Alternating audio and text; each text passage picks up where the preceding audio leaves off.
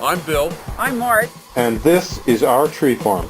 We work here at Highland Hill Farm on Route 313 in Fountainville, PA, with my old man Don, my son Michael, and my son James.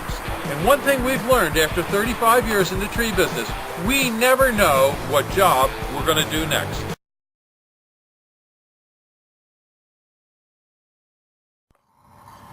This is Mike Lewis at Lewis Wholesale Nursery and Michael Hurst at Highland Hill Farm, and they're going to be discussing the paperbark maple or acker grissom. Good morning. We're here at Lewis Nursery looking at some paperbark maples. Paperbark maples are a very nice tree. It has nice bark on it. If you look closely, you can see the exfoliating bark. It almost looks like cinnamon strips. Very attractive when it's peeling. After it peels, it's a nice, smooth, shiny bark.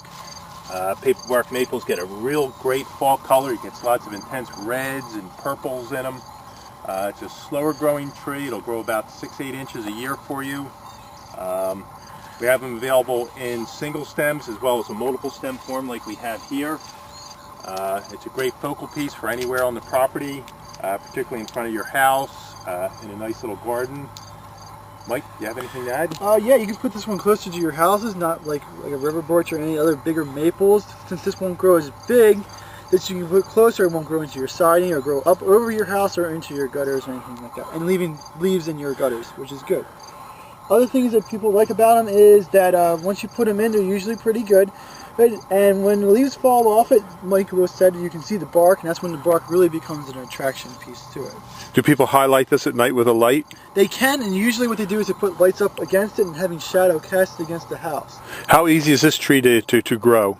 It's not the easiest tree, but you can do it. I think it's very adaptable to a lot of different kinds of soil types. It'll take soil that's a little on the wet side as well as a little on the dry side. Zone 5 to about 7? Yes. And when you dig this, describe how you'll dig it and what you'll do to dig it. Okay, this time of year we pre-treat the tree with Bioplex just to make sure that it'll transplant easily. What we do is we have a mechanical tree spade, a hydraulic tree spade that'll just dig a bowl out for us. We'll put it in a wire basket with burlap tied up nice and tight. When it's ready to be planted, everything can go right in the ground. You don't need to cut the basket off, cut the string off. Everything will just rot in the ground itself. The wire basket won't affect the growth of the tree. Now you have these in both single stem and multi-stem. Okay. And what other trees do you have just in this area? We can briefly give people Over here, Mr. Hurst, we have some forest pansy redbud. Forest pansy redbud comes out, it'll show up good against my shirt, with this reddish, purplish foliage. Early spring to about midsummer, it'll fade a little bit if you look further down the branch. Any new growth will still come out with this purple color. It's very attractive. It gets your typical redbud flower, nice big, almost magenta type flower.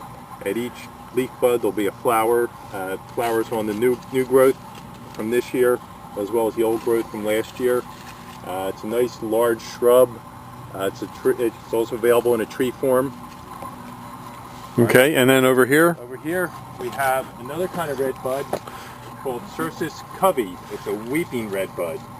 Has the same magenta type flower. You can see the flower buds here. You can almost see the little color in them already if you get up close. And this just has a nice weeping branches. Great focal piece in a garden, anywhere in your landscape. In the spring when it blooms, it's just a cascading bunch of flowers, those magenta colored flowers. What are these trees over here, Mike? This is an unusual one. Has different colors on it. This is a Paradia persica. Persian Paradia. It's a member of the witch hazel family. You can see it's already starting to get its fall color. It's just incredible. Purples and reds and oranges and yellow. It gets an exfoliating bark. The bark starts to flake off a little bit when it gets older. It's mottled. How tall will this grow to be? About 20-25 feet tall. It'll stay nice and compact. And again, this plant's also available in a multiple stem or shrub form as well as a tree form.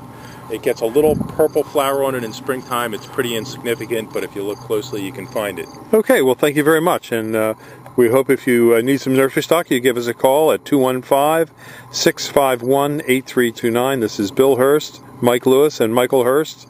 And we're here to serve your tree needs. Thank you very much.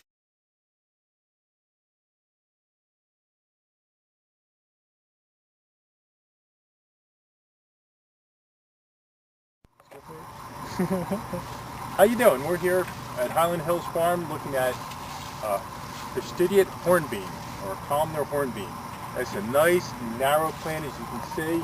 My fingertips are 8 feet high. This is a plant that'll stay nice and tight, nice accent point. Anytime, any place in your landscape where you need a nice vertical line, this is a great plant for that. Some people also use it as a formal hedge. They'll get a little bit wider with age, but they stay nice and tight for many, many years. And it has a nice silver bark. And I don't know what else to say about it. Mike, do you have anything to add? Well, I've seen it used when people put it next to their decks so that when they grow up, the branches don't grow underneath the deck, it grows upright. And so that means when people are walking by, they don't have to trim it or wall brush into it as much.